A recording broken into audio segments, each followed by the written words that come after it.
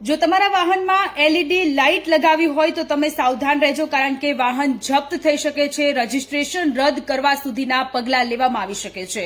કેવા પ્રકારના નિયમો છે, શું નિયમો છે, તે વિશે હું આ વિડીયોમાં આપની સાથે વાત કરવાની છું. જો તમારા વાહનમાં સફેદ લાઇટ લગાવેલી હશે, આ સફેદ લાઇટ લગાવવાને કારણે અકસ્માત થવાની જે સંભાવનાઓ છે તે વધી જતી હોય છે. સામેથી જે વાહન આવતું હોય છે તેના જે વાહન ચાલક છે તે અંજાઈ જાય છે અને આગળ કંઈ દેખાતું નથી, એટલા માટે અકસ્માતની ઘટના ઘટે છે અને ઘણા બધા લોકોએ જીવ પણ ગુમાવેલા છે. અન્ય કોઈ લાઇટ હશે તો ચાલશે, પરંતુ જો વ્હાઇટ લાઇટ હશે અને જે કંપનીએ જે લાઇટ આપેલી હશે તે પણ જો વ્હાઇટ હશે તો પણ તે ગેરકાયદે ગણાય છે અને ગુનો બને છે અને કાયદાકીય પ્રક્રિયા છે તે હાથ ધરવામાં આવતી હોય છે. આ ઓલરેડી નિયમ લાગુ થયેલો જ છે. આ જો તમે આવી રીતે પકડાશો તો તમને ઓછામાં ઓછો 1000 રૂપિયા સુધીનો દંડ થઈ શકે છે.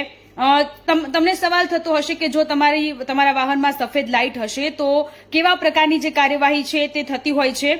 તો વાહન જપ્ત થઈ શકે છે, આ સાથે 1000 રૂપિયા સુધીનો દંડ પણ થઈ શકે છે. કેવા સંજોગોમાં વાહનોનું રજીસ્ટ્રેશન કેન્સલ થઈ શકે છે?